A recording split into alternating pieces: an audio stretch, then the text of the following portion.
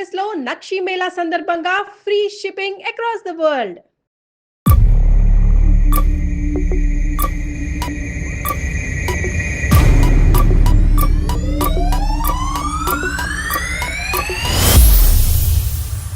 అప్పుడు మీ అతనితో వెళ్ళిపోవటం స్వార్థం. అక్కడికి వెళ్ళి 15 సంవత్సరాల పాటు వీళ్ళు కాళ్ళ వేళ పడుతుంటే కనుక వీళ్ళని మెడ పట్టుకుని నెట్టేయటం అక్కడ కూడా స్వార్థం. చెల్లి మొగుడిని తీసుకొని మాట్లాడటానికి అసహ్యంగా అనిపిస్తోందండి. సారీ. ఇప్పుడు నా హస్బెండ్ కూడా లేరు మేడం, నా హస్బెండ్ కూడా చనిపోయారు.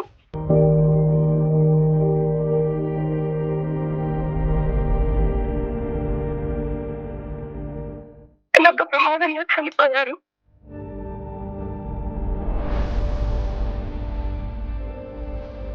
వాళ్ళు ఎందుకు చేసుకున్నావు నా ఫోను? లేదు, నీతో ఒక్కసారి మాట్లాడాలి. ఒక్కసారి కాదు, అసలు నువ్వు నాతో మాట్లాడదు, నువ్వు నీతో మాట్లాడాలనుకోలేదు. అసలు నా పిల్ల ఎన్నోసార్లు అడిగింది, మమ్మీ డాడీ ఎక్కడ డాడీ ఎక్కడ అని. ఏం చెప్పుకోలేకపోయాను సార్ నేను.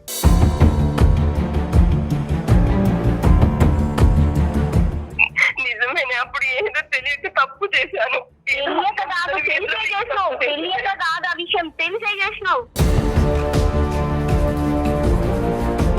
చెల్ల భర్త నీకు తెలియదా? నీకు అన్ని తెలియదా? ఏం తెలియదా? నీ చెల్లకు కూతురు ఉందని తెలియదా? ఏం తెలియదని నువ్వు చేసినావు.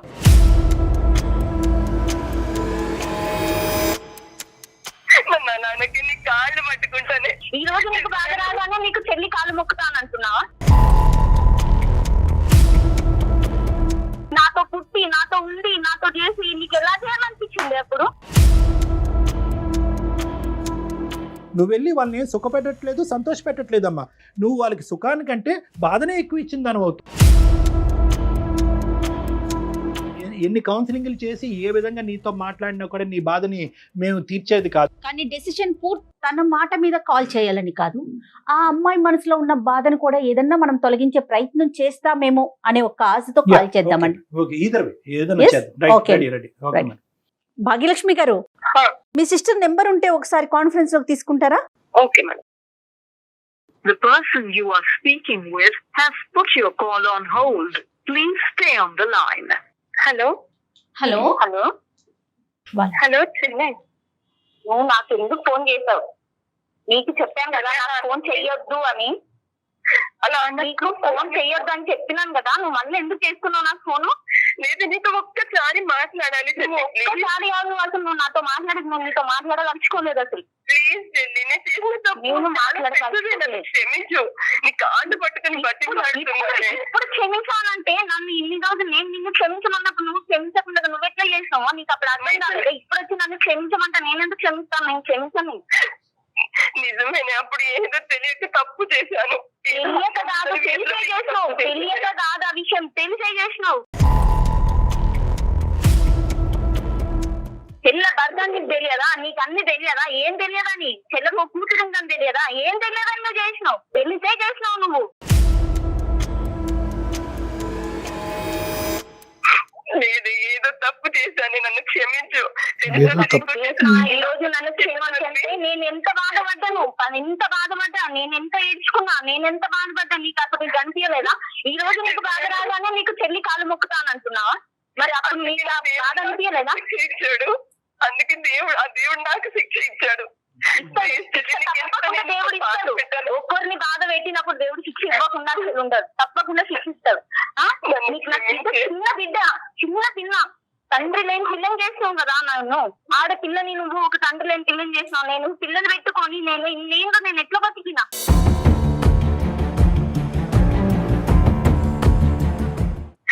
ఎవరితో ఎన్ని మాటలు పడ్డాను, ఎంత బాధపడ్డాను నేను, ఎంతగానో నేర్చుకున్నాను నేను. నా ఏడుపప్పుడు నీకు గంటలో ఈ రోజు ఏం కరిగిపోవాలా?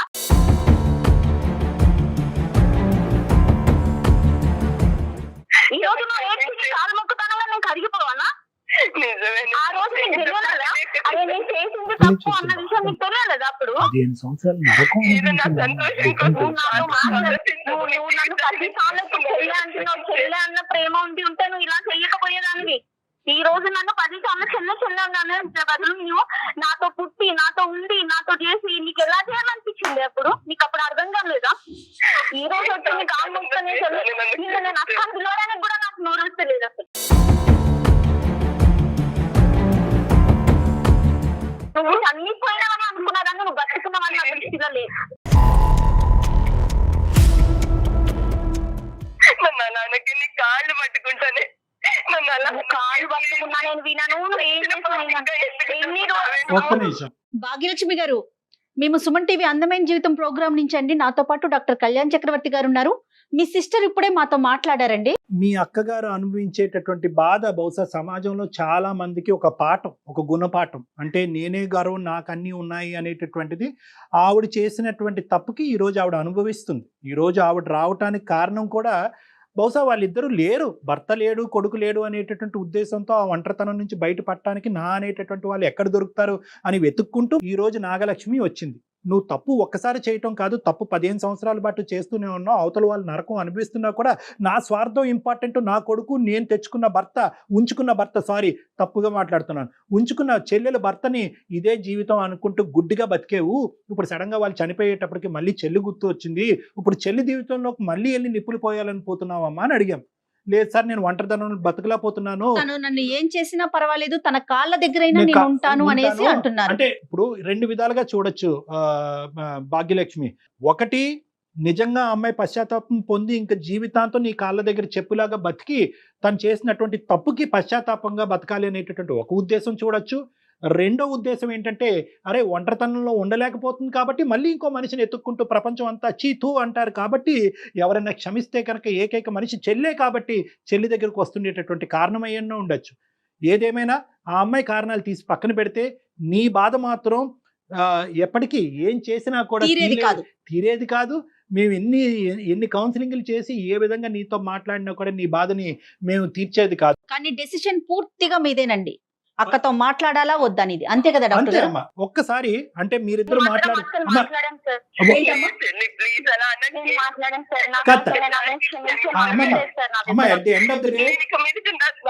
మీ చెల్లెలైనటువంటి మీ భాగ్యలక్ష్మి ఏమనుకుంటుంది అనేటటువంటి దాన్ని బట్టి మనం ఇంకా ఆలోచించాలి. భాగ్య, మీరు చెప్పండి. నువ్వు క్షమించవమ్మా, ఒక్క పాయింట్ నాకు చెప్పమ్మా. ఒక్క నిమిషం భాగ్యలక్ష్మి, ఒక్క నిమిషం నాన్న.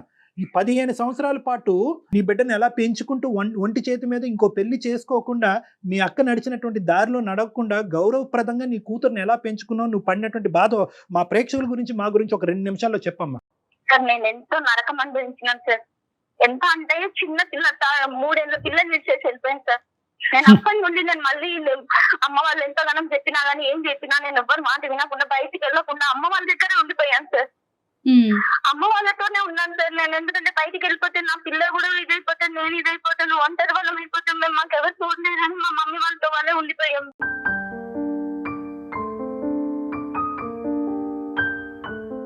చుట్టుపక్కల వాళ్ళతో మేము ఎన్ని మాటలు పడ్డాం సార్. అదే దీని భర్త విడిచిపోయింది, వీళ్ళ అక్క తీసుకొని వెళ్ళిపోయింది, దీని జీవితమైంది అని. పక్కన నేను పుట్టిన ఇంట్లో ఉండి బయటకు వెళ్ళలేని పరిస్థితులలో ఉన్నాను సార్. నేను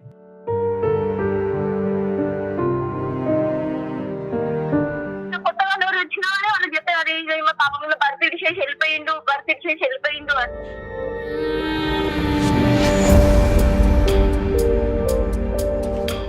అదంతా బాగా నా పాప మీద పడింది సార్. తండ్రి లేడు పిల్లకి, ఇట్లా చేసింది అట్లా చేసింది అని అన్నీ నేను భరించుకుంటూ వచ్చాను సార్. నేను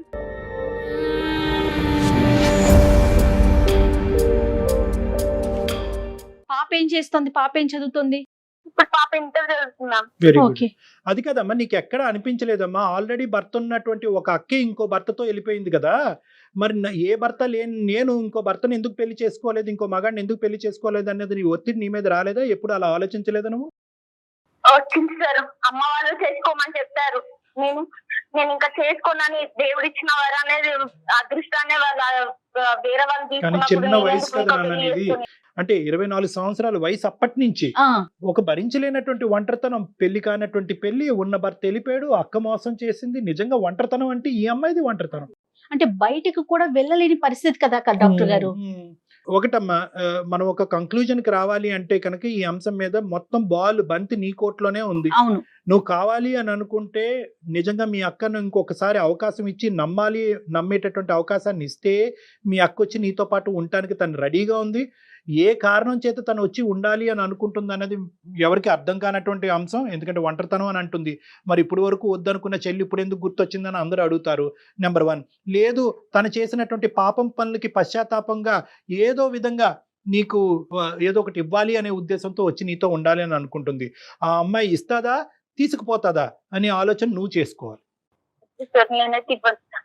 నేను ఎంతగానం నేను బయటికి వెళ్ళాలంటే నాతో వాళ్ళు వాళ్ళు భర్తతో ఇంటికి వచ్చినప్పుడు, వాళ్ళు పండగలకి ఇంటికి వచ్చినప్పుడు నేను బయటికి వెళ్ళలేని పరిస్థితి సార్.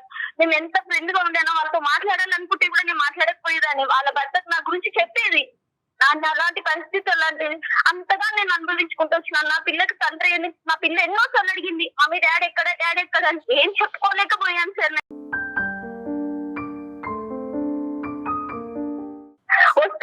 వస్తాడమ్మా చనిపోయినా చెప్పలేను, ఏం చెప్పలేక నేను వస్తాడమ్మా అనుకుంటానే చెప్పుకుంటూ వచ్చాను సార్.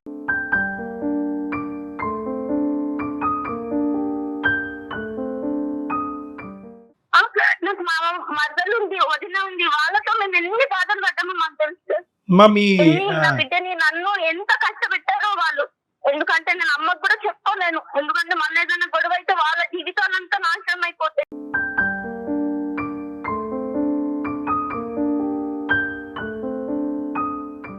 తండ్రి చనిపోయినప్పుడు పాప వెళ్ళిందా, వెళ్ళలేదా చెప్పారు? అసలు మీకు వార్త వచ్చిందా అతను చనిపోయాడని? వచ్చింది సార్, మేము వెళ్ళలేదు సార్. సో పాప అయితే ఇప్పటికీ నాన్న ఉన్నాడనే అనుకుంటుంది. అవును సార్. ఇప్పుడు ఈవిడొచ్చి ఇక్కడ మీ ఇంట్లో ఉంటే కనుక సమాజానికి అదిగో భర్తను ఎత్తుకెళ్ళిపోయినటువంటి అక్కని మళ్ళీ ఇంట్లో వచ్చి కూర్చోబెడుతుందనే భావన సమాజం అందరికీ వెళ్తాదేమోగా. వెళ్తుంది సార్. మళ్ళీ ఇప్పటికే అవమానపడ్డ నువ్వు ఇంకా చిన్న పిల్ల, ఇప్పుడు పిల్ల పెరిగి పెద్దదయింది, కాలేజీ చదువుతున్న పిల్ల కదా డాక్టర్ గారు. ఏమంటారు భాగ్య మీరు? మేడం నేను మాత్రం రానివ్వంటాను. తను వస్తే వద్దు నాకు. నేను మాత్రం ఇంటికి రానివ్వంటాను. వాళ్ళిద్దరు మాట్లాడమని నేను రానివ్వంటాను. మన పాత్ర ఏం లేదు, మాట్లాడిన తప్పు, మనం మాట్లాడితే తప్పు. పెరిగామని ఇప్పుడు తెలుస్తుందా నీకు? నీవు నా భర్తను తీసుకుపోయినప్పుడు నీకు తెలియలేదా? మరి నా చెల్లె భర్త మేమిద్దరం కలిసి వేసినాం, నా చెల్లె భర్త ఇలా ఎందుకు నేను చెయ్యాలి అని చెప్పి నీకు అప్పుడు తెలియలేదా? నీకు ఇప్పుడు తెలుస్తుందా ఇద్దరం కలిసి పెరిగామని? క్షమించవే, అప్పుడు చేసిన తప్పుకి ఇప్పుడు పశ్చాత్తాపడుతున్నాను. నేను మాత్రం పశ్చాత్తాపం ముందు నీ పశ్చాత్తాపం చాలా తక్కువ. నువ్వు ఇప్పుడు పడుతున్నావు, నేను 15 ఏళ్ల నుండి పడుకుంటూ వస్తున్నాను. నువ్వు పడే పశ్చాత్తాపం ఇప్పుడు. మీ అమ్మగారు నాన్నగారి దగ్గరికి వెళ్ళి ఉండే అవకాశం ఉందా? అమ్మ నాన్న ఇంకా బతికే ఉన్నారా? ఉన్నారు సార్, కానీ వాళ్ళు రాణిస్తే కనుక వాళ్ళ దగ్గర వెళ్ళి ఉండొచ్చుగా. ఈవిడ లైఫ్ డిస్టర్బ్ చేయటం ఎందుకు? ఏనా వీళ్ళు ముగ్గురు కలిసే ముగ్గురు కలిసి ఉంటున్నారు, చెల్లిను మరి వాళ్ళిద్దరు. ఈ అమ్మాయికి ఎవరు లేరు కదండి. అర్థమైందమ్మా, అర్థమైంది. భాగ్యలక్ష్మి మీరు ఏం చెప్తారో చెప్పండి ఒక్కసారి. ఏం లేదు మేడం, తను మాత్రం మా ఇంటికి రావద్దు. మా అమ్మ నాన్న కావాలంటే తను తీసుకెళ్లి ఉంటా అంటే ఉండనివ్వండి. మా అమ్మ నాన్న తీసుకెళ్లి ఉంటా అంటే ఉండనివ్వండి. అంతేగాని తను మాత్రం మా ఇంటికి రావద్దు. తనతో పాటు నేను ఇంట్లో ఉండను. ఈ పాటికి అమ్మ నాన్నతో మాట్లాడి ఉంటావు కదా, అమ్మ నాన్న ఉద్దేశం ఏమై ఉంటుంది ఇందులో? ఒప్పుకుంటారా? క్షమిస్తారా? అమ్మ నాన్న కూతురే కదా సార్, వాళ్ళు వెళ్తానని అంటున్నారు సార్. పోన్లే అమ్మా, ఓకే ఓకే. వాళ్ళు వెళ్తాను అంటే వాళ్ళకి ఇష్టం ఉండి అయిపోయింది కదా అంటే కూడా. నిజంగా దేవుళ్ళు అమ్మ మీ అమ్మ నాన్న మాత్రం. నిజంగా అంటే ఒక ఆడపిల్ల అంటే ఎంతకన్నా కన్నబిడ్డని ఏం చేసిన బిడ్డే కదా కళ్యాణ్జీ, అది అలా ఆలోచిస్తారు కదా తల్లిదండ్రులు. అమ్మ నాన్న వెళ్ళేటట్టయితే ఏమంటావు నాన్న? వెళ్ళనివ్వండి సార్, అమ్మ నాన్న వెళ్తా అంటే వెళ్ళనివ్వండి, కానీ తను మాత్రం ఇంటికి రావద్దు. అలా అనుకు నేను చేసిన ద్రోహానికి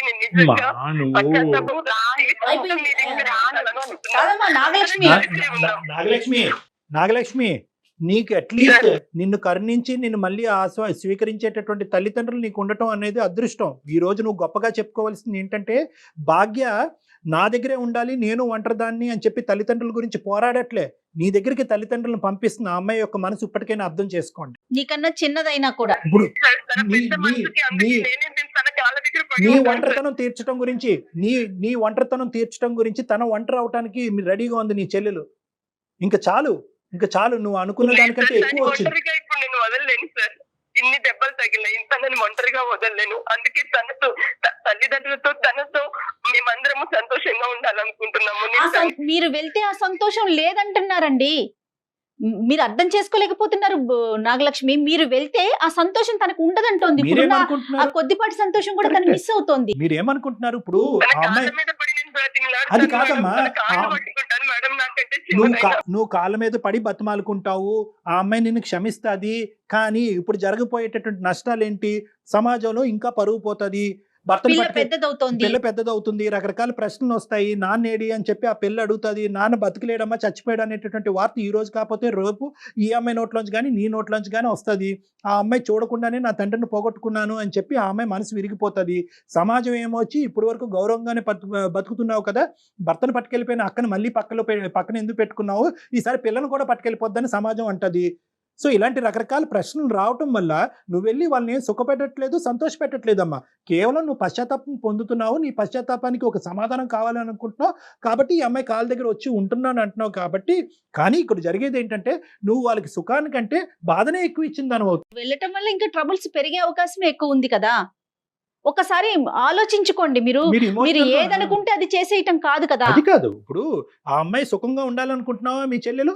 ఒకే మాట అమ్మా, మీ చెల్లెలు తన కూతురు సంతోషంగా ఉండాలని Yes, Yes. సుఖంగా ఉండాలి అంటే నువ్వు మీ అమ్మాయిల దగ్గర ఉండు, ఆ అమ్మాయి ఆ బిడ్డతో పాటు బతుకు. ఎస్, వాళ్ళు అటు ఇటు తిరుగుతూ ఉంటారు. మీ చెల్లి దగ్గరికి మీ దగ్గరికి అటు ఇటు తిరిగి ఇద్దరిని చూసుకుంటూ ఉంటారు తల్లిదండ్రులు కాబట్టి.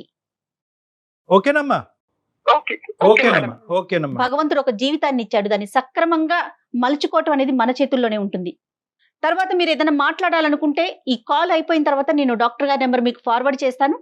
1-2 సార్లు డాక్టర్ గారు మీతో మాట్లాడే ప్రయత్నం చేస్తారు. నేనైతే మాత్రం ఏ సొల్యూషన్ చెప్తానని నేనైతే అనుకోలేదమ్మా.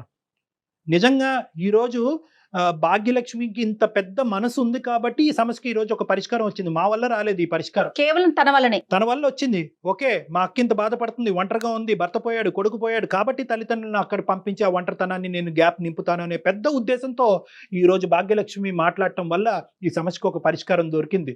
ఎప్పటికైనా కూడా నువ్వు జీవితంలో మీ చెల్లెల్ని ఒక దేవతలా పూజించాలి, ఆ దేవత దగ్గరికి వెళ్లకుండా ఉండటమే మంచిదన్నది నా అభిప్రాయం. Thank you. Right Bhagyalakshmi. Thank okay. కాదండి, ఇప్పుడు కూడా మనము నిజంగా మెచ్చుకోవాల్సింది వాళ్ళ చెల్లినే కదా డాక్టర్ గారు. 100% కదా. ఆ అమ్మాయి తల్లిదండ్రులు కూడా నేను పంపించను, నువ్వు చావు అనింది అనుకోండి, అంతే, ఏమవుతుంది? చాలా గ్రేట్. అమ్మాయికి మనం చేతులెత్తి మొక్కొచ్చు, చెప్పొచ్చు కూడా. అవును, కరెక్ట్ అమ్మా. విచిత్రమైన సంఘటనలు అండి, వింత పోకళ్ళు, విచిత్రమైన సంఘటనలు. నాగలక్ష్మి ఏమైనా మాట్లాడాలనుకుంటే మీరు ఒకసారి మాట్లాడే తప్పకుండా ప్రయత్నించండి. తప్పకుండా any time. Thank you Kalyan ji. నమస్తే. థ్యాంక్ యూ, నమస్తే.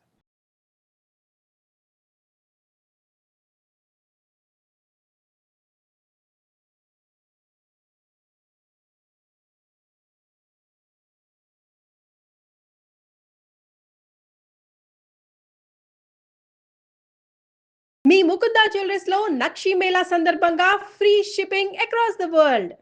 నమస్తే డాక్టర్ గారు. నమస్తే జయ గారు. సో ఒక మెయిల్ తీసుకున్నానండి, ఖమ్మం నుంచి రమ్యశ్రీ. తన పర్సనల్ ఇష్యూని ఒకటి మనకి షేర్ చేసింది. సో నెంబర్ కూడా ఇచ్చింది. ఎక్కువసేపు నేను చెప్పకుండా డైరెక్ట్ గా మీతోనే మాట్లాడిద్దామని. రమ్యశ్రీ, ఖమ్మం. వీళ్ళందరూ వాళ్ళ పేరుగానే ఉంచమని అంటున్నారా మేడం? మళ్ళీ కొంతమంది చెప్తున్నారండి చేంజ్ చేయమని, పేరు బయట పెట్టొద్దు అనేసి. కొంతమంది అయితే పర్వాలేదు అంటే ఫోన్లే కదా కళ్యాణ్ గారు. సరే. హలో, రమ్యశ్రీ అండి.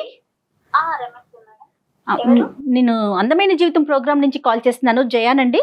ఓకే మేడం, నమస్కారం మేడం. నమస్తే అండి. నాతో పాటు డాక్టర్ కళ్యాణ్ చక్రవర్తి గారు కూడా ఉన్నారు. ఒకసారి మీరు నాకు మెయిల్ చేశారు కదా, ఆ విషయాన్ని క్లియర్ గా చెప్పండి, డాక్టర్ గారు కూడా వింటారు. ఓకే మేడం, రైట్, చెప్పండి రమ్య. ఎంత మరి రమ్య, మీ ఏజ్ ఎంత, ఏం చదువుకున్నారు, ఏంటి సమస్య? నా ఏజ్ ఇప్పుడు 25 సార్. అమ్మా, నేను ఇంటర్ చేశాను. ఓకే ఎగ్జామ్స్ రాయగానే పేరెంట్స్ మ్యారేజ్ చేసేసారు మేడం. ఓకే అండి. ఓకే, అంటే 17-18 కి పెళ్లి అయిపోయిందమ్మా? 17-18 కి 18 ఇయర్స్ స్టార్టింగ్ లోనే అదే మేజర్ అవగానే చేసేసారు. పెళ్లి బాగానే జరిగింది మేడం. నాకు అబ్బాయి నచ్చాడు. అంటే కొంచెం మాకు దూరం బంధువు. ఓ, పెళ్లి చేసుకోమ్మా, ఇంకా స్టడీ ఆపేసేయాలంటే మంచి సంబంధం అంటే చేసుకున్నాను మేడం. ఓకే అని. ఓకే అమ్మా. ఓకే, 1 year వరకు బాగానే ఉన్నారు. అప్పటి వరకు బాగానే ఉన్నారు కానీ పాప పుట్టిన తర్వాతనే మేడం మా వారు కొంచెం ఆయన డిఫరెంట్ గా బిహేవ్ చేస్తున్నారు. అంటే ఎలాగండి? ఇంట్లో వస్తారు, ఏదో వచ్చానా, ఉన్నానా, పడుకున్నానా, తిన్నానా, పోయానా అన్నట్టే ఉంటారు మేడం. మాట్లాడరు. అసలు నన్ను నా పాపను అసలు పట్టించుకోవచ్చు మేడం. ఉమ్, స్టార్టింగ్ లో బాగానే ప్రేమగా చూసుకున్నారు మేడం, ఆ, కానీ అసలు సరిగ్గా మాట్లాడరు. ఏదైనా మాట్లాడితే కోప్పడుతూ ఉంటారు. ఓకే నాకు అసలు నేను రీజన్ లేకుండానే కోప్పడుతుంటా. నాకు ఏం అర్థం కావట్లేదు మేడం. ఓకే. ఏం చేస్తుంటారండి రమ్య? ఒక కంపెనీలో జాబ్ చేస్తున్నారు మేడం. Okay okay. మీ ముగ్గురే ఉంటారు అంతేనా? ఒక పాప, నేను, మా వారు మేడం. ఓకే. అత్తయ్య మావయ్య వీళ్ళంతా ఎక్కడ ఉంటారు? వాళ్ళు వేరే చోట ఉంటారు మేడం. Okay okay okay. పాప ఉందంటే పాపతో ఇప్పుడు హ్యాపీగా ఉండాలి, నాతో ఉండాలి. మేము ముగ్గురమే కదా మేడం ఇంట్లో మాట్లాడుకోవడానికి. అవును. ఎవరి పనులు వాళ్ళు ఉన్నామనంటే ఉమ్, అది నాకేం అర్థం కాకుండా మేడం. ఇలా కొన్ని రోజుల నుంచి పాప పుట్టిన తర్వాత ఇంకా స్టార్ట్. ఇప్పటికి మ్యారేజ్ అయ్యి ఒక 3 years అవుతుంది మేడం. ఉమ్, 2 years నుంచి ఇంకా ఇంతే నాకు టార్చర్. ఏం మాట్లాడారు, బాగా చూసుకోరా అనంటే బాగానే చూసుకుంటారు. ఓన్లీ మాట్లాడకపోవటం ఒకటే సమస్య. మాట్లాడడం అసలు హస్బెండ్ అంటే ఎలా ఉండాలి మేడం? ఒక ప్రేమ ఎఫెక్షన్ అనేది ఉండాలి కదా. ఉమ్, స్టార్టింగ్ లో ఉన్న లవ్ అనేది ఇప్పుడు లేకపోతే నాకేమనిపిస్తుంది? మరి ఎప్పుడైనా అడిగారా ఎందుకు ఇలా ఉంటున్నారు, ఏంటి అసలు కారణం నేను ఏంటని? అడిగాను మేడం. ఆ. అడిగితే నీకెందుకు అవన్నీ, ఇప్పుడు బాగానే ఉన్నది కదా, ఇప్పుడు నీకేం తక్కువైంది, జాబ్ చేస్తున్నాను కదా, నీకు అన్ని ఏం తక్కువ ఉన్నది అని ఇలా అంటున్నారు మేడం. ఓకే. అలాంటప్పుడు నేను ఏం మాట్లాడగలను? ఏం మాట్లాడలేకపోతున్నాను నేను. ఆ, ఇంట్లో తన కోసం నేను వచ్చేసరికి కానీ ఎదురు చూడాలి అనేది కూడా నాకు అనిపించట్లేదు. అనిపించట్లేదు మేడం. ఎస్. అసలు ఏం మాట్లాడాలో కూడా అర్థం కావట్లేదు. ఆయన పెళ్లి కాకముందు పేరెంట్స్ దగ్గర, నాన్న దగ్గర ఎంత మంచి ఫ్రీగా ఉంటామో హస్బెండ్ దగ్గర కూడా అలాగే ఉండాలి అని అనుకుంటాం కదా మేడం. ఆ ఫ్రీడమ్ హస్బెండ్ దగ్గర మాత్రమే ఉంటుంది. అలాంటిది అని చూస్తే భయం వేస్తుంది మేడం నాకు. ఒక మిషన్ వర్క్ చేస్తుంది, మనం తింటున్నది, అది ఫుడ్ ఇస్తుంది, మనం తింటున్నాం అన్నట్టు మాత్రమే ఉంటుంది. ఓకే. ఒక మాట్లాడపోవటం తప్ప ఇంకా వేరే ఏ ఇతర సమస్య లేదు అతనితో మీకు? డ్రింక్ చేసి వస్తుంటారు, పక్కన ఏదో స్మెల్ వస్తుంది అని అంటే కొంచెం ఫ్రెష్ అప్ అవ్వండి అంటే దానికి గొడవ చేస్తుంటారు. చాలా మంది ఆడవాళ్ళకి ఇలాంటివి కూడా లేనటువంటి పరిస్థితులు, అంటే ఇప్పుడు సదుపాయాలు చూసుకుంటున్నాడు, అవసరాలు చూసుకుంటున్నాడు, కావాల్సిన ఎటువంటి లోటుపాటు లేదు, వేరే వ్యవహారాలు లేవు, అప్పుడప్పుడైనా తాగుతాడు. అతని వ్యక్తిత్వం అది. బేసికలీ ఏంటంటే రమ్య ఏ అంశాల గురించి అయితే కనుక తను తప్పుగా చూపెడుతుందో బహుశా తన యాంగిల్లో ఓన్లీ ఆ పాయింట్ ఆఫ్ వ్యూసే చూస్తుంది కాబట్టి అవి తప్పుగా కనిపిస్తుంది. ఇంకా మంచిగా ఏమున్నాయేమో అంటే చెప్పడానికి ఇంకా 95 ఉండుంటాయి. పట్టించుకుంటాడు. ఇది తన ప్రాబ్లం ఏంటంటే తక్కువగా మాట్లాడతాడు, మాట్లాడినప్పుడు మాత్రం బిగ్గరగా మాట్లాడతాడు, వస్తున్నప్పుడు నాకు భయం వేస్తుంది. వ్యక్తిత్వ లోపమా, కమ్యూనికేషన్ ప్రాబ్లమా? అంటే వ్యక్తిత్వ లోపం ఉంటే కనుక ప్రతి మ్యారేజ్ లో చాలా పెద్ద సమస్య, అది తిరిగి రాలేనటువంటిది, తీర్చలేనటువంటిది. ఇక్కడ communication difficulty can always be rectified. 95% marital disputes, marriage భార్యాభర్తలకు సంబంధించిన డిస్ప్యూట్స్ లో ఏదో పెద్ద పెద్ద వ్యవహారాలు ఏముండవా, బేసిక్ కమ్యూనికేషన్ డిఫికల్టీ ఉంటుంది. అతను మాట్లాడకపోయినా కూడా అతని లోపల ఉన్న భావాన్ని ఏంటి అన్నది మీకు అర్థం చేసుకోవటం కష్టము. ప్రెడిక్షన్ లేదు. అంటే ఇప్పుడు అరుస్తాడా, ఇప్పుడు మెత్తగా ఉంటాడా, మాట్లాడతాడా, నవ్వుతాడా, కోపడతాడా అని ప్రెడిక్షన్ లేదు. ఈ 2 అంశాలు మీకు. అయితే మీ ఇద్దరి మధ్యన ఉండే కమ్యూనికేషన్ డిఫికల్టీ ఇలా ఉంది అనేది పెద్దవాళ్ళతో ఎప్పుడన్నా మాట్లాడారా? అమ్మ నాన్న ఈ సమస్య వస్తుంది, లేదంటే అత్త మామ ఈ సమస్య వస్తుంది అనే అంశం పెద్దలు ఎప్పుడన్నా జోక్యం చేసుకుని ఈ కమ్యూనికేషన్ డిఫికల్టీని రెక్టిఫై చేసేటటువంటి ప్రయత్నం చేశారా? మాట్లాడాను సార్, ఒకసారి మా పేరెంట్స్ తో మాట్లాడాను. మగవాళ్ళు ఉన్నప్పుడు అలాగే ఉంటదమ్మా, బాధ్యతలు పెరుగుతాయి కదా, సర్దుకుపోవాలి. సమాజానికి కనిపించదు. 4 గోళ్ల మధ్యన రమ్య లాంటి ఆడవాళ్ళకే కనిపిస్తుంది కానీ బయట ప్రపంచానికి కనిపించదు. ఇప్పుడు మేము మాట్లాడే అవకాశం దాకా వచ్చిందంటే ఏంటి మీరు ఏమి ఎక్స్పెక్ట్ చేస్తున్నారు? అంటే ఈ మధ్య నేను కొన్ని రోజులుగా ఒక అబ్బాయిని ఇష్టపడుతున్నాను మేడం.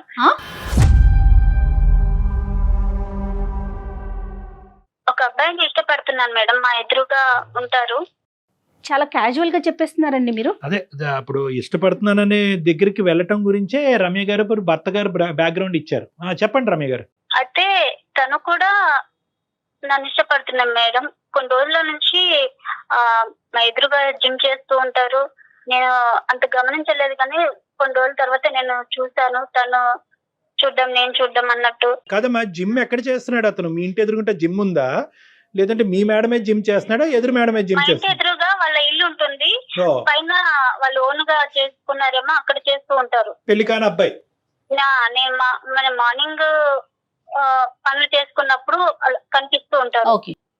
ఒక రోజు ఇంకా అలా చూసారు, తను చూసారు, నేను చూసాను. కొంచెం ఫస్ట్ టైం నేను ఏమనుకోలేదు కానీ నెక్స్ట్ టైం నుంచి మెచ్యూరిటీ చూడాలనిపించింది, ఉందనుకోవాలా చూడడానికి లేదనుకోవాలా? నాకేదో కరెక్టే కదా. మా ఆయన దగ్గర దొరికిన ప్రేమ అతని దగ్గర ఉన్నదేమో అనే ఫీల్ నాకు వచ్చింది ఏది మేడం. కంటి చూపులోనే ఫీల్ వచ్చిందమ్మా? అంటే స్మైల్ తర్వాత కొన్ని రోజులకి ఒక పేపర్ లో నెంబర్ రాసి మా ఇంటికి పడేశారు. అప్పుడు అది సినిమా. ఏంటి అని చూస్తే నెంబర్ ఉంది. కాల్ చేయాలా వద్దా అనుకొని నేను ఒక 2 days గ్యాప్ ఇచ్చి కాల్ చేశాను సార్. నేను కాల్ చేస్తే బాగానే మాట్లాడారు. ఒక 2-3 times మీట్ అయ్యాము. నాకు ఏది కావాలన్నా అది చాలా కేర్ గా చూసుకునేవారు సార్. నాకు అదే నేను మా హస్బెండ్ నుంచి కోరుకున్నది ఏదైతే ఉన్నదో అతనిలో నాకు అవి కనిపించాయి సార్. అలా నాకు అని మీద ప్రేమ అనేది కలిగింది సార్. ఇది నేను చేసేది తప్ప రైటా అనేది కూడా నేను ఆలోచించాను. అయినా కూడా నా మీద నాకు ప్రేమ తగ్గట్లేదు సార్. ఆ అబ్బాయికి పెళ్లి అయిందమ్మా? పెళ్లి కాలేదు సార్. బ్యాచులర్ గా ఉంటున్నాడా లేదంటే పేరెంట్స్ తో ఉంటున్నాడా అతను? పేరెంట్స్ తో ఉంటున్నారు సార్. ఓకే. అతను నీ వైపు ఎక్కువ చూసేవాడా, నువ్వు అతని వైపు ఎక్కువ చూసేదానివా? తను ఇంత ముందు నన్ను చూసినట్టున్నారు. నేను ఒకరోజు చూస్తే నన్ను గమనిస్తూ ఉన్నారు. సరేలే అని నేను 2-3 రోజులు అలాగా చూడనట్టు చూసి అలా చూస్తే నన్నే గమనిస్తున్నారని నాకు అర్థమైంది సార్. వాడికి బుర్రలేదు, నీకు బుర్రలేదు. నీకు పెళ్ళైనటువంటి ఆడపిల్లవి, నీకు ఒక పాప బాబు ఉన్నాడు.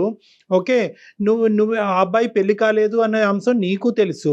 ఆ అబ్బాయి జిమ్ చేస్తున్నాడు అండ్ ఓకే, నీకు ఒక బాధ్యత ఉంది. నీ భర్తతో 2-3 సమస్యలు ఉన్నాయి.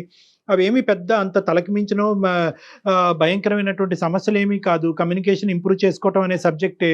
కానీ ఎవరు ఆలోచించలేదమ్మా, నాకు కావలసినవి అతని దగ్గర దొరికేసినాయి అనేటటువంటి కంక్లూజన్కి ఎలా వచ్చేసావు? ఒక కనుచూపులోనే ఎలా వచ్చేసావు?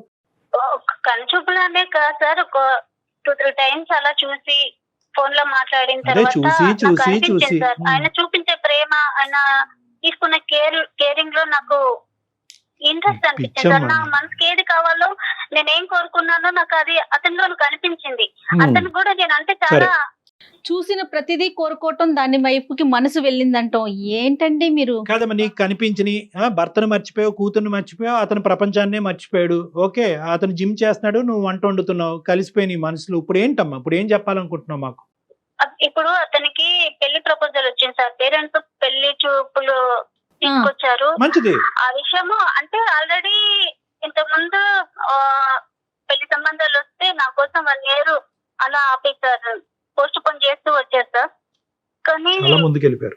ఏంటో మళ్ళీ ఈసారి మళ్ళీ పెళ్లి అని ఇంకా పేరెంట్స్ వాళ్ళు ఎక్కువ ఫోర్స్ చేయడం వల్ల మాకు పెళ్లి అవుతుంది, పెళ్లి చూపులు చూస్తున్నారు అని తను నాకు చెప్పేసరికి నాకు ఏం చేయాలో అర్థం కాలేదు సార్. సంవత్సరం క్రితమే పెళ్లి చూపులు పెళ్లి చేసుకుంటే పెళ్లి ఈ రోజు అవుతుంది, ఇది నేను ఉండేది కాదు. మర్చిపోలేకపోతున్నాను, నన్ను ఏం చేయమంటావని చిన్నపిల్లవాడు ఏడ్చినట్టు ఏడ్చారు సార్. తను ఏడ్చేసరికి ఇంకా నాకు కూడా అసలు ఈ పనులన్నీ చిన్నపిల్లల పనులేనండి. పెద్దోళ్ళుగా మెచ్యూరిటీ వచ్చిన వాళ్ళు చేసే పనులు కాదు రమ్య. సారీ రమ్య, నువ్వు ఏడుస్తూ చెప్తున్నావు, నువ్వు తప్పుగా అనుకోవద్దు. మేము ఇక్కడ నవ్వుకుంటున్నాం. అంటే ఒక సమస్య, ఒక బాధ ఒక మనిషి చెప్పినప్పుడు సహజంగా అవతల వ్యక్తిని కూడా కదిలించాలి, బాధ కలిగించాలి. ఈరోజు మీ అమ్మాయి గురించి బ్యాక్గ్రౌండ్లో ఆలోచించుకుని బాధపడుతున్నావు. నీ భర్త గురించి ఆలోచించుకుని మీ అమ్మాయి ఇదేంట్రా, ఇంట్లో భార్యని ఎంతో నమ్మకంగా ఉదయాన్నే ఆఫీస్కి వెళ్ళేటటువంటి భర్త సాయంత్రం భార్య వచ్చేటప్పటికి జిమ్ చేసేటటువంటి పక్కింటి మగాడిని చూస్తున్నది అనే అంశం నీ భర్తకు తెలిస్తే కనుక అతని గుండెలు విరిగిపోయి ఏమైపోతాడో అనే ఆలోచనతో బాధపడుతున్నావు. ఒక పక్క నుంచి నీ యొక్క ఆలోచన, నీ యొక్క ప్రవర్తన చూస్తుంటే నవ్వుకుంటున్నావు. అరే ఆ సినిమాలో చూసాం కదా, కరెక్ట్, ఈ సినిమాలో చూసాం కదా, పేపర్ రోల్ చేసి నెంబర్ ఎసట్టం అనేది అక్కడ చూసామని సినిమా అంశాలే మాకు గుర్తుకొస్తున్నాయి. కానీ నిజ జీవితంలో ఎవరు ఇలా చేస్తారనేటటువంటిది మాకు కల్లో కూడా ఊహించుకోవడానికి కష్టంగా. రియల్ లైఫ్ లో కూడా ఇలా జరుగుతున్నాయి అనుకుంటున్నాను. నేను కూడా ఆడపిల్లలే కదా, నాకంత ఒక మనసు ఉంటుంది కదా, నాకు కొన్ని కోరికలు ఉంటాయి కదా. తను హస్బెండే కదా, అమ్మాయికి పుట్టింటి నుంచి అత్తింటికి వచ్చిన తర్వాత అన్ని చూసుకోవాల్సిందే హస్బెండే కదా సార్. అలాంటిది నన్ను మర్చిపోయి ఆయన బయట ఏం చేస్తున్నాడో నాకు తెలియదు. అలా నేను ఏదన్నా అడిగితే నన్ను నా మీద చిరాకు పడతాడు, కోపడతాడు. ఏం చేస్తాడో నేను ఇంట్లోనే కుట్టుగా ఉండిపోవాలి సార్. యథార్థంగా చెప్తున్నాను, ఈ కాల్ కలిపేటప్పుడు మేము అనుకున్నాము అరే అయ్యో అనవసరంగా అతను కమ్యూనికేట్ చేయట్లేదేమో, అతనికి ఒకసారి ఫోన్ చేసి బాబు కమ్యూనికేషన్ ఇలా చెయ్యాలి, ఒక భార్య యొక్క ఎక్స్పెక్టేషన్ ఇలాగా, నువ్వు కేవలం డబ్బులు ఇంట్లో లగ్జరీస్ ఒకటి చూసుకుంటే కాదు, మనసు నచ్చి పక్కన కూర్చుని భార్యతో మాట్లాడి మనసు అర్థం చేసుకుని ఇమోషన్స్ షేర్ చేసుకోవటం కూడా ఇంపార్టెంటే అనేటటువంటి విధంగా నడిపించాలి అని మేము అనుకున్నాం. ఈ లోపలే నువ్వు పార్ట్ 2 అనేటటువంటి తీసుకొచ్చావు. ఒకప్పుడు ఆ అంశం అయితే కనుక ఈరోజు మేము చాలా హ్యాపీగా డీల్ చేసాము. కానీ నువ్వేం చేస్తున్నావు అంటే ఈ అంశాన్ని చూపెడుతూ ఇంకో అంశంలోకి ముడిపెట్టావు. ఆటోమేటిక్గా అక్కడ ఏమైంది, ఇప్పుడు నీ బాధని ఎలా వే చేయాలి అన్నది మాకు అర్థం కావట్లేదు. అరే అవును ఈ అమ్మాయి చాలా ఇబ్బంది పడింది కరెక్టే అని అనుకోవాలా, లేదంటే పక్కింట్లో సుఖాన్ని చూస్తూ భర్తని చేదుగా అనిపిస్తున్నాడు అన్నది చూడాలా? అంటే ఇక్కడ ఎలా చూడాలి అనేది మాకు ఇప్పుడు వితౌట్ ది సెకండ్ ఆస్పెక్ట్ నీ మీద మాకు పూర్తిగా గౌరవం ఉంది, జాలి ఉంది, సమస్యకు పరిష్కారం చూపెట్టాలి అనే ఆలోచన కూడా మాకు ఉంది. కానీ ఎప్పుడైతే ఈ సెకండ్ ఇష్యూ తీసుకొచ్చావో నీ మీద గౌరవం అనేది తగ్గింది, నీ మెచ్యూరిటీ లెవెల్స్ గురించి నవ్వేటటువంటి పరిస్థితి వస్తుంది, నీ భర్తని కొడుకు కూతురో ఎవరినో వాళ్ళని మోసం చేస్తున్నారు అనే బాధ కలుగుతుంది. సో నీ మీద ఇమోషన్ మాకు డైవర్ట్ అయిపోయింది. ఈరోజు నీకేం పరిష్కారం చెప్పమంటావు? ఆ అబ్బాయి యొక్క పెళ్లి బలవంతంగా ఇప్పటి వరకు పెళ్లిళ్ళు వస్తుంటే సంబంధాలు వస్తుంటే పక్కకు తోసేసి ఏదో పెద్ద దేశాన్ని ఉద్ధరించేటటువంటి గొప్ప వ్యక్తిలాగా నువ్వు చెప్తున్నావు. ఆ అబ్బాయి పెళ్లి సంబంధం అప్పుడు వచ్చి ఉంటే కనుక ఈరోజు మాకు కూడా ఈ దరిద్రం వినవలసినటువంటి బాధ తప్పు ఉండేది. సారీ అమ్మ, నేను ఈ దరిద్రమే అంటాను. ఇది కేవలం నువ్వు ఎంచుకుని ఇంట్లోకి తీసుకొచ్చినటువంటి ఒక దరిద్రం. నిజంగా ఈరోజు ఏదైతే నువ్వు అతను నడిపించేటటువంటి కథ ఉందో, ధైర్యం ఉంటే కనుక మీ భర్త ఎదుర్కొంటే నడిపించమ్మా. భర్తని ముసుగులో పెట్టే కదా ఇదంతా చేస్తున్నారు. ఆయన చేసే బిహేవియర్ బట్టి నాకు ఆయన నుంచి నాకు ఏం అందట్లేదు సార్, ప్రేమ అందట్లేదు. కాదమ్మా, ప్రేమ అందట్లేదు, నీతో మాట్లాడట్లేదని నువ్వు పక్క చూపులు చూస్తావా? పక్క చూపులు కాదంటే నేను మంచిదే కదా మేడం. ఇప్పుడు మార్చుకునే ప్రయత్నం ఉండదా? ఇంకా ఫైనల్ డెసిషన్ అంతే ఉంటుందా? ఇప్పుడు అదే పనిగా నేను మా హస్బెండ్ ఏ విధంగా అయితే బిహేవ్ చేస్తున్నా ఆ విధంగా నేనుంటే అయినా బయట ఎన్ని విధాలుగా వేరే అమ్మాయి చూడలేదా? తప్పుగా ఎందుకు చూస్తారు మేడం? ప్రతి ఆడపిల్ల అంటే అది చేసిన పని ఉండాలి. ఆడపిల్ల ఎవరు కూడా మాట్లాడట్లేదు ఉండట్లేదు కూడా. ఇప్పుడు నువ్వు అర్థం చేసుకోవాల్సింది ఏంటంటే నీ సమస్య కాదు అని అనట్లేదు. నీ భర్తతో ఉన్న నీ కమ్యూనికేషన్ డిఫికల్టీ లేదు అనేటటువంటి అంశాన్ని మాట్లాడే హక్కు మాకు లేదు. ఖచ్చితంగా అది సమస్యే. కానీ ఆ సమస్యకి నువ్వు ఎంచుకునేటటువంటి పరిష్కారం ఏదైతే ఉందో అది తప్పు, అది నేరం. ఎంత కష్టపడైనా, ఎంతమందిని పోగు చేసైనా, ఎన్ని పంచాయతీలు పెట్టైనా, ఎన్ని కౌన్సిలర్స్ని ఉపయోగించినైనా ఈరోజు నీ భర్తను బాగు చేద్దాం, మీ ఇద్దరు కమ్యూనికేషన్ ఇంప్రూవ్ చేద్దాం, మీ ఇద్దరు హ్యాపీగా ప్రయాణం, అది ఈ సమస్యకి పరిష్కారం. అంతేగాని చెప్పినా వినట్లేదు సార్, నేను ఏం చేయాలి సార్? అర్థం కాకనే మీకు మెసేజ్. రమ్య ఒక్క నిమిషం ఉండండి, ఒక నిమిషం. సమస్య లేకుండా, ఒక ఇష్యూ అంటూ లేకుండా ఎంతమంది ఉన్నారండి? అది ఇంపాసిబుల్ అమ్మా. అది ఆ అమ్మాయికి కూడా తెలుసు. రైట్, నా భార్య ఎలా వెళ్ళిపోయింది అని చెప్పి నీ కొడుకుని అలా ఒక మూలన వేసేసి నీ భర్త కూడా పక్కింటి ఎక్సర్సైజ్ చేసి ఇంకో లేడీతో వెళ్ళిపోతే ఓకేనమ్మా నీకు? అదేం లేదు సార్, అదే తెలియకనే కదా నాకేం చేయాలి అర్థం కాక. అతనికి పెళ్లి అవుతుందని చెప్పి నువ్వు సంబరం చేసుకో, నీ జీవితం బాగుపడుతుంది. అతని పెళ్లి ఆపేటటువంటి ప్రయత్నం చెయ్యొద్దు. కానీ తను దూరం అవుతుందంటే ఎందుకు నాకు ఏడుపు వస్తుంది. ఇంకా నాకు అతనంటే ఏమో సార్, ఇంకా నాకు ఇప్పుడు ఏడిస్తే పర్లేదమ్మా, జీవితాంతం నువ్వు ఏడుస్తావు, చాలా మందిని ఏడిపిస్తావు. రమ్య మీరు ఇంకొక వ్యక్తికి భార్య, ఒక బిడ్డకి తల్లి, ఆ విషయాలను కూడా దృష్టిలో ఉంచుకోండి. ఇప్పుడు లవ్ అనేటటువంటిది ఒక ఇమోషన్ అమ్మా. మనం ఎలాగైతే కోపం, బాధ, ఏడుపు ఇలాంటి రకరకాల హావభావాలు వస్తాయో, ఒక ప్రేమ అనేటటువంటిది కూడా ఒక ఇమోషన్. ఆ ఇమోషన్ ఏం చేస్తుంది అంటే కనుక ఆలోచనని తీసేస్తుంది. ఇప్పుడు నీ ఆలోచన పోయింది, నీకు తెలుసు లోపల ఇది తప్పు అని, కానీ ఇమోషన్ని కాపాడేటటువంటి, ప్రేమ అనేటటువంటి ఇమోషన్ని కాపాడేటటువంటి ప్రయత్నంలో జరిగేటటువంటి పరిణామాలు అనేటటువంటి లాజికల్ రీజనింగ్ నీ మైండ్లోంచి పోయింది. ఇప్పుడు ఈ కాల్ ద్వారా ఆ లాజిక్, ఆ రీజన్ నీ జీవితంలో మేము నింపితే కనుక బహుశా 10 రోజులు ఏడుస్తావు, లేదా 1 రోజులు ఏడుస్తావు, జీవితాంతం ఏడవు, నలుగురిని ఏడిపించావు. ఈరోజు నువ్వు చేసేటటువంటి తప్పు వల్ల అరే నేను ఇప్పుడు ఏడుస్తున్నాను, ఈ బాధను తీర్చేసుకోవాలి, అరే వాడు ఏడుస్తున్నాడు, వాడి ఏడుపుని తీర్చేయాలని చెప్పి నువ్వేం చేస్తావంటే ఒక తప్పుదోలో వెళ్తున్నావు. తర్వాత ఏమవుతుంది, నీ కొడుకు ఏడుస్తాడు, నీ భర్త ఏడుస్తుంది, సమాజం ముందు తలదించుకుని మీ తల్లిదండ్రులు ఏడుస్తారు, అక్కడ పెళ్లి చేసుకున్నటువంటి ఆడపిల్ల ఏడుస్తుంది, వాళ్ళ ఫ్యామిలీ ఏడుస్తారు, ఇంతమందిని ఏడిపిస్తారు. ఎందుకు? కేవలం మీ ఇద్దరు కళ్ళనీళ్ళు తొడవటం గురించి ఇంతమంది ఏడవాలా?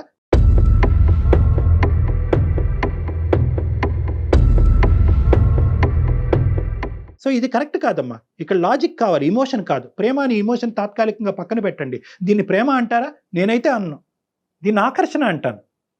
అతనికి ఏదో లేదు కాబట్టి నీ దగ్గరికి వచ్చాడు, నీకేదో దొరకట్లేదు కాబట్టి అతని దగ్గరికి వెళ్ళావు. సో లేనటువంటిది తీర్చుకునే దాని గురించి ప్రేమను డిఫైన్ చేయాలంటే తప్పమ్మా. దీన్ని ప్రేమ అనరు.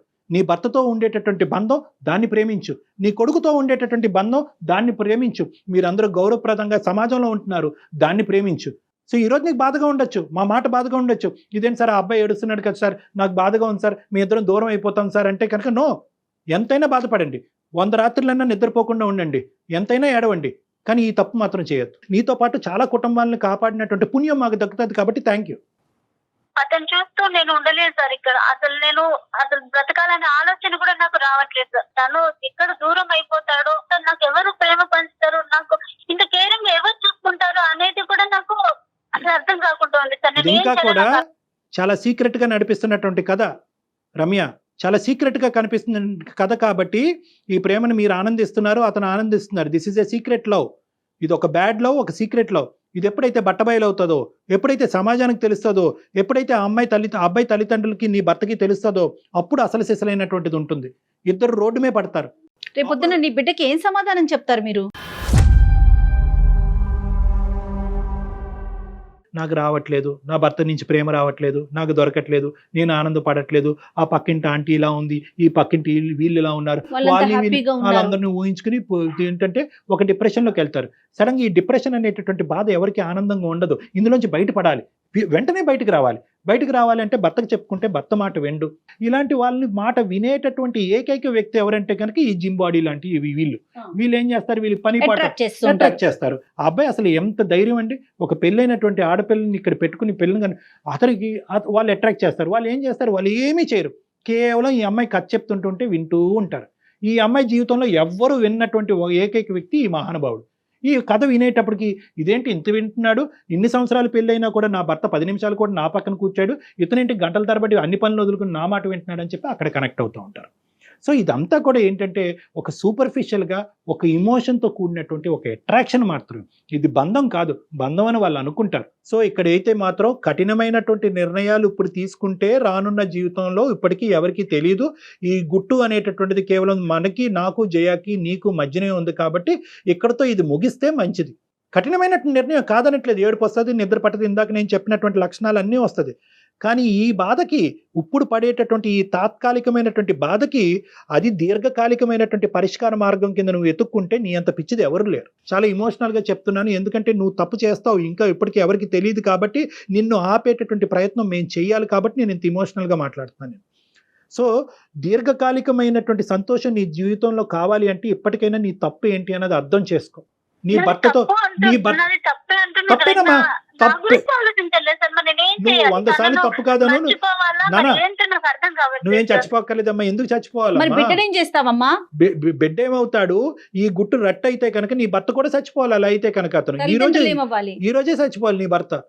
సో ఈ చావు అనేటటువంటి దీని పరిష్కారం కాదు. నువ్వు తప్పులో ఉన్నావు, చిన్నపిల్లవి, తెలియదు, ఇమ్మెచ్యూరిటీ, ఇమోషను, డిప్రెషను, ఇలాంటి రకరకాల కారణాల వల్ల నువ్వు ఈరోజు నిర్ణయం తీసుకున్నావు కాబట్టి ఒక్కసారి నా మాట విను. నీకు తెలియకుండా మాట్లాడుతున్నావు, అమాయకత్వంతో మాట్లాడుతున్నావు. ఈరోజు ఇంకా నువ్వేమీ చూడలేదు, ఈ బాధ పోయింది. ఈ బాధ అనేది నువ్వు చూసేటటువంటి యాంగిల్లో చూస్తున్నావు, కానీ నీకు రానున్న రోజుల్లో వచ్చే బాధలు మేము చాలా యాంగిల్స్లో చూస్తున్నాం. ఫ్యూచర్ని తను గెస్ట్ చేయలేకపోతుంది. ఈ పనికిరాని కథని ఇప్పుడు దాకా మాకు ఏదైతే చెప్పావో ఈ పనికిరాని కథని ఇక్కడతో వదిలేసి ఇక్కడ కంచికి తీసుకురా. ఓకే, మళ్ళీ రీకనెక్ట్ అవ్వకూడదు. ఆ అబ్బాయి పెళ్లి చేసుకుంటాడు, రేపొద్దున ఏ ఫేస్బుక్లోనో ఇంకో మెసేజ్లో హాయ్ అమ్మ, హాయ్ బంగారం, హాయ్ తల్లి అని అంటే కనుక నువ్వు మళ్ళీ కనెక్ట్ అయ్యావు అంటే కనుక అప్పుడు చాలా కుటుంబాలు సర్వనాశనం అవుతాయి. కాబట్టి ఈరోజు ఈ కథని ఇక్కడితో ముగించు. అన్ని ఫార్మ్స్ ఆఫ్ కాంటాక్ట్స్ బ్లాక్ చేసుకోండి. అతను ఎవడో నువ్వెవడో అన్నట్టు ఉండండి. ఇప్పటికే కాదు, చచ్చేంత వరకు అలాగే ఉండాలి. నీ భర్తతో ఈ కమ్యూనికేషన్ పెంపొందించి ఇంప్రూవ్ చేసి మీ ఇద్దరి మధ్యన ప్రేమ ఆప్యాయతలు పంచేటటువంటి విధంగా ఆ బాధ్యతను మేము తీసుకుంటాం. ఆయనతో మాట్లాడే ప్రయత్నం మీరు చేస్తారని నేను నెంబర్ తీసుకొని మీతో మాట్లాడిస్తాను. తప్పకుండా. అంటే ఈ అమ్మాయి భాష అర్థమైందో లేదో అమ్మాయికి. రమ్య, మీకు అర్థమవుతోందమ్మా? అర్థమవుతుంది మేడం. డాక్టర్ గారు మీ హస్బెండ్ తో మాట్లాడతారు, ఒకసారి కాదు 2 సార్లు కాదు, తనలో మార్పు వచ్చే వరకు మాట్లాడతారు.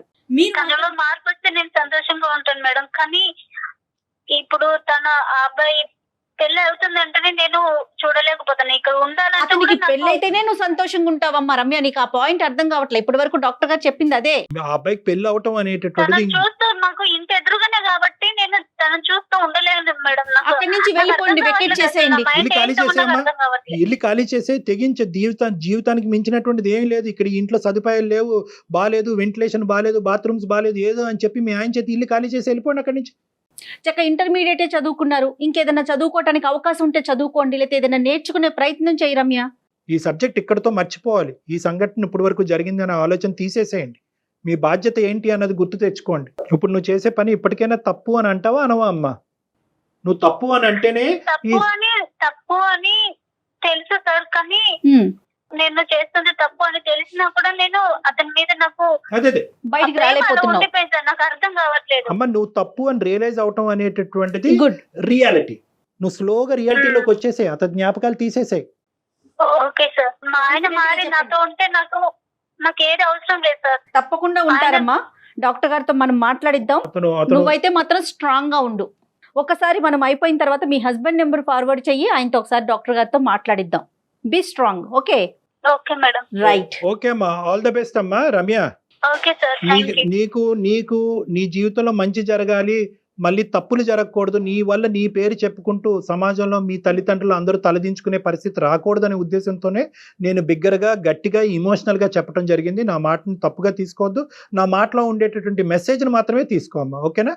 Okay sir. ఓకేనన్నా, all the best. Thank you. Thank you. Kalyan గారు, అమ్మా, ఈ అమ్మాయికి పెళ్ళయింది, ఒక పాప ఉంది, పాపో బాబో సంథింగ్. అయినా కూడా ఇంకొకరి మీద మనసు పడటం, అతనికి పెళ్ళైపోతుందని నాకు బాధగా ఉంది, నేను తట్టుకోలేకపోతున్నాను అని అంటాం. ఇలాంటప్పుడు ఈ సిచ్యువేషన్లో ఏం చేస్తారంటే సాడ్ సాంగ్స్ వినటం, సాడ్ మూమెంట్స్ని చూడటం, అవి మాకే జరిగినాయి అని ఇంప్లిమెంట్ చేసుకోవటం, ఇలాంటివి కూడా చేస్తూ ఉంటారు కదండి. మనసు నిజంగా ఇలా పరిపరి విధాలు ఆలోచిస్తూ ఉంటుందా? ఆ కుదురుని ఇవ్వదంటారా?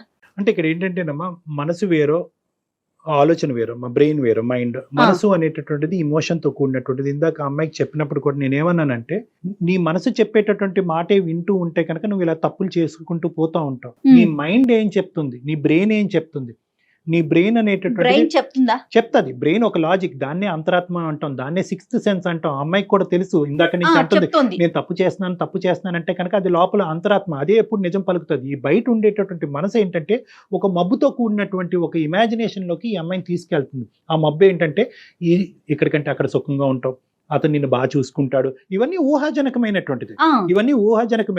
దానివల్ల ఏమవుతుందంటే లోపల ఉండేటటువంటి కాన్షియస్ సిక్స్త్ సెన్స్, అంతరాత్మ లేదు, అక్కడికి వెళ్తే మోసపోతావు, అక్కడికి వెళ్ళిన తర్వాత అందరూ ఇబ్బంది పెడతారు అనేటటువంటి చెప్తూ ఉంటుంది. కానీ ఈ ఆలోచన మీరు ఇందాక అన్నట్టు ఈ మ్యూజిక్ వినటం, ఈ పాటలు వినటం, వేరే ప్రేమించేటటువంటి వాళ్ళని చూడటం, వాళ్ళ సంసారాల జీవితాలు బాగున్నాయి అనుకోవటం వల్ల ఏమవుతుందంటే ఈ మత్తు కాస్త ఏంటంటే ఈ సిక్స్త్ సెన్స్ లోంచి వచ్చేటటువంటి ఆలోచనని తొక్కేస్తూ ఉంటుంది. ఈరోజు మీరు నేను ఏం చేసామంటే కనుక ఈ ఇమోషన్ని పైకి తీసేసి ఈ లోపల ఉండేటటువంటి అంతరాత్మ యొక్క మాట ఆ అమ్మాయి వినేటట్టుగా మనం చేసామన్నమాట ఈరోజు. అది వాళ్ళ తల్లిదండ్రులు చేయగలరు, మెచ్యూర్గా ఉండే పీపుల్ ఎవరైనా చేయగలరు. కానీ ఎవరితో కూడా ఈ అమ్మాయి ఈ ఇష్యూని డిస్కస్ చేసే ధైర్యం లేదమ్మా.